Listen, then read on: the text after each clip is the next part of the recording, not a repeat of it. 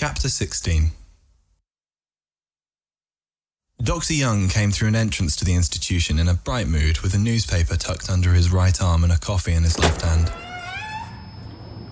He smiled and greeted Nancy. Morning, Nancy. How are you today? Nancy smiled and replied, Good. Thanks, Dr. Young. Oh, and David is waiting for you already. He's right outside your office, okay? Dr. Young replied. Thanks, Nance. William awoke in his bed and broke the day with his first thought. No dreams. Maybe that medication does work. William looked at the time on his watch and noticed he had about 5 minutes before his talk with Dr. Young, so he went to go see what the guys were doing. William peeked through David's room and noticed he wasn't there. He also noticed that the room was all neat and clean, with a broken watch carefully set straight along the edge of the nightstand to the left of the bed. William smiled, as he knew that this was the look of a room that belonged to someone who was ready to go. William then strolled over to Rugger's room and found Ruggs and Little Mike sitting and looking at a deck of cards. William just stood at the doorway and overheard Ruggs. Leaving? Leaving us? Asshole, helped us out. Now what? Just sit here and... Little Mike smiled. All right, Ruggs. Let's go eat. I'm hungry. Oh, and get Nurse Beth to give me a little extra syrup like you always do. William smiled and then left the room before they did, unnoticed. Little Mike and Ruggs left shortly after and headed to the cafeteria. Part 4. A Speck of Light. It started with a speck of light. Then, like a network of neurons firing to life as one awakens into the new morning, the one uncompressed speck of singularity was liberated. What was once a speck of hardened light then became a motion which poured out like a waterfall spirit. It then appeared as a cold breath. Like blood rushing through dry veins, it materialized into a glowing faint view of the ocean. All was in black and white. William Iris looked down at his intensely clenched fist and loosened his grip. He exhaled a breath that felt as if it had been held for an eternity. Along with this exhale, the unmistakable sound of the ocean trickled into his mind, washing away the now distinguishable state of fear that William had just been in before he opened his eyes in this new world. William wondered why he had this fear for only a moment. Yet he could not recollect. The sound of the tide whispering comfort washed the fear away. The grey and silver water peacefully glistened and sparkled within the abundance of sunlight. William felt a chill come over him as he looked out into the vast sea. As the chill grew, he turned away towards something that induced his curiosity to come alive. There was something in the sand not too far down the shoreline. William squinted to see better, but the object just glared too much from the sun's reflection. This caused curiosity to even more fill him up. Like the bottom of an hourglass that was too wide at the bottleneck, William began approaching the object. He noticed every single step in the sand, as if it were the only sound on the entire beach, or in the entire world. William then slowed as he began to feel a throbbing pain on his head. The curiosity that once was had melted and was replaced by that tiring and all too familiar fear. Panic set in. William's heart started to race. Screams faded in, memories of screams. To whom they belonged, William could not, for the life of him, remember. Then one, a completely unknown man's voice hurled over the distant screams.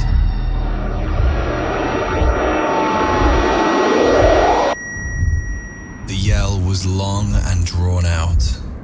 It sounded as if it was shouted from 1,000 miles away in a vast cave formed of solid glass and filled with dense fog. William turned behind his current direction to see where the yell had come from. He saw a figure walking down the shore toward himself. The figure was not running, but seemed to be moving in a steady and quick pace. It was a man who was yelling for sure. But who? William had never seen this part of the dream before. He usually woke from the screams. William then noticed the screams were gone. He felt no aggression from this man, but he sensed the man was a courier who held information of the utmost importance. William headed in the man's direction, and the sun seemed to get brighter. Color began to pulse into the sky as the haze from the dream seemed to lift. Clarity poured over William. He felt much less in a dream, but he knew better than that now, due to his abundance of experience in these matters. The distance closed as the man's face came into focus. A man who had a scar on one of his eyes. A familiar scar. Where was that scar from? William tried to remember, but could not. The man's voice was clear and extremely present. William, I know you're scared. I know you're going through a lot, but listen. William asked the expected, "Who are you?" The man replied, I have no time for that. Your subconscious is still as weak as those who have none of the understanding, but I still must tell you. William had no clue what this man was getting at, or what anything he had just said actually meant. He listened anyway to what the man had to say. Your doctor, Dr. Young, he knows of the overcast you speak of. He's heard that before from someone. He must understand. William felt surprised from what this man was saying. He wondered, how does he know Dr. Young's name?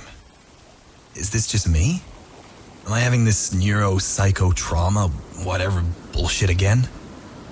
The man's eye flickered with a tiny blue spark and went back to dull grey. The scar. I know that scar.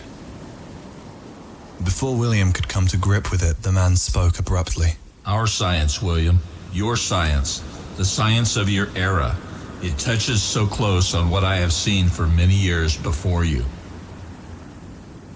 These molecules, physics, quantum theories that Dr. Young has told me about, even religion, it all touches dangerously close to a true fact.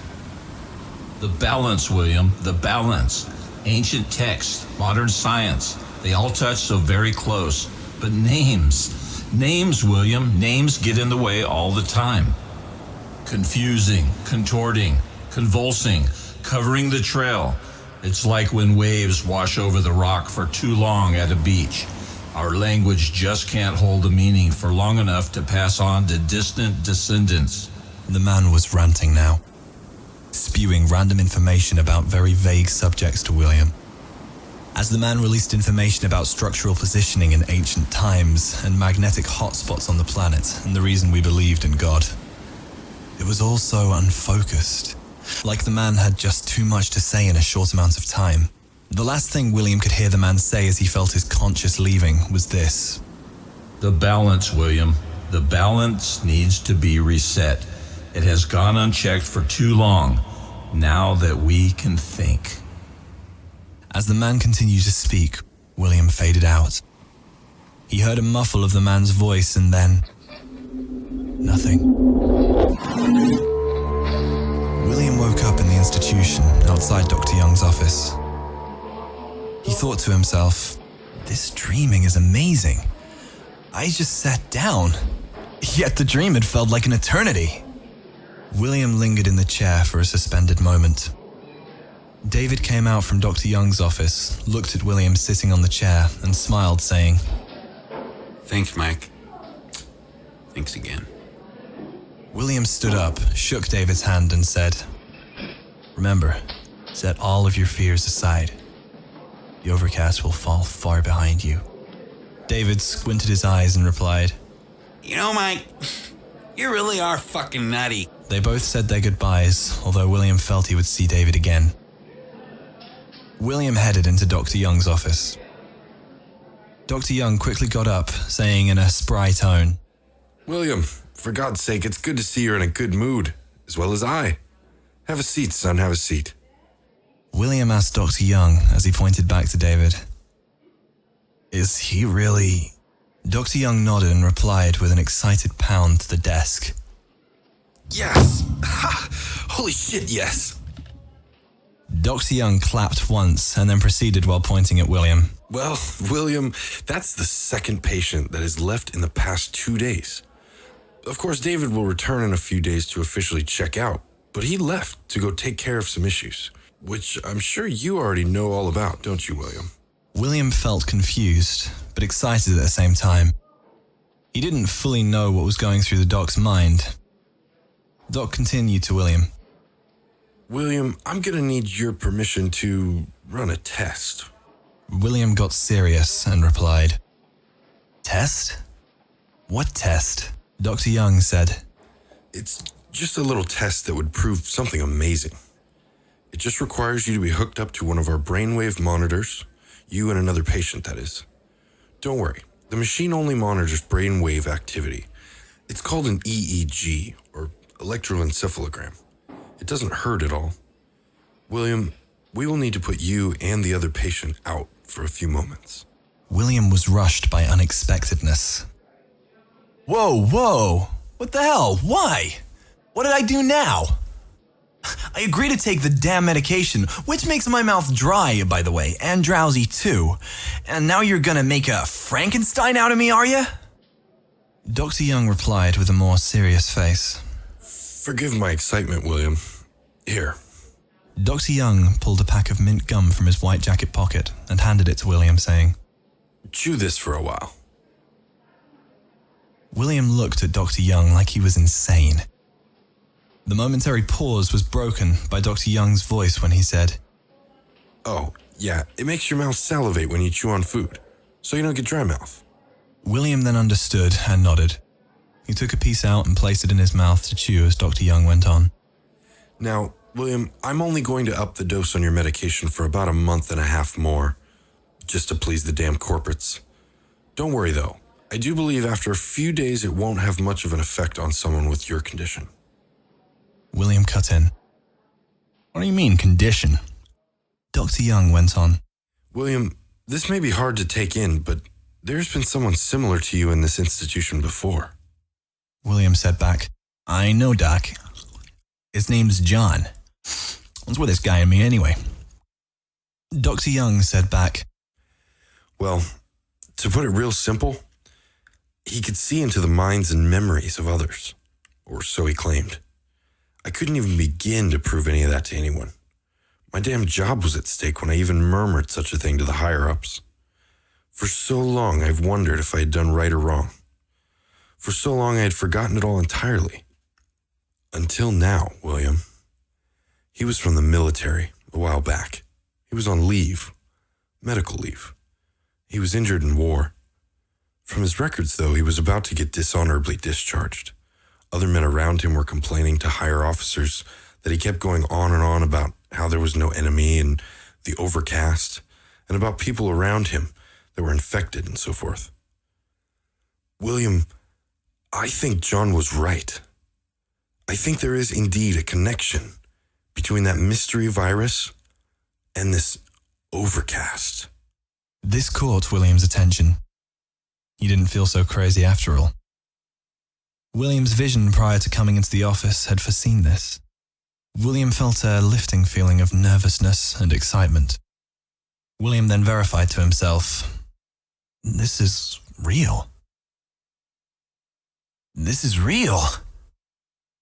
Oh my God, it's real! Then worry soon burrowed itself right into the relief and deep in William's stomach as he realized that if he wasn't crazy, then something bad was about to happen. There was something a whole lot bigger than himself and Dr. Young's theory, and this John guy. An experience that he and millions of others might endure. Time froze. He blinked and time whirled and screamed. Glimpses of a completely foreign-looking world hurled over and under a dark sky. A world rebuilt and fortified, new power, new leaders, new blood. William could not see the next thing, but rather he felt it. It was a change in the state of mind. A higher conscious? Mutation? Words and visions spun too quickly. William put this this intense vision to an end before he lost himself. Whatever that was, he wasn't ready for it. He brought himself back to the office to focus on what was in front of him, what was more real for certain. William now understood where Dr. Young was headed with this conversation. Now William knew that if in fact this was all true, then he would need to be in contact with John, as he seemed to be the only other person who would really be able to explain it all. William then asked, "But this John, he's catatonic, isn't he?" Dr. Young said, Yes, William, but his subconscious is through the roof. I'm pretty sure by now that you're familiar with this realm. It clicked easily in William's head. Dr. Young really believes that I can contact John and bring him back. But what on earth would be inside a catatonic mind? William sucked up his fear and made his decision then and there, just as the day he came here to check in the car where he had his fit. He now felt like all of this observing of faith, observing of life, observing of crime and wrongfulness, dishonor and immoral. Finally, he felt a little like he could just sit back and watch it all go by in order to act on it with a more calm and desensitized point of view. William couldn't help but feel joy for David leaving though. So he asked Dr. Young, "Okay, Doc, I'll do it. But can I talk about some normal stuff first?" Dr. Young said with a smile. Normal stuff, huh? Yeah, sure, we can do that. What's on your mind? Okay,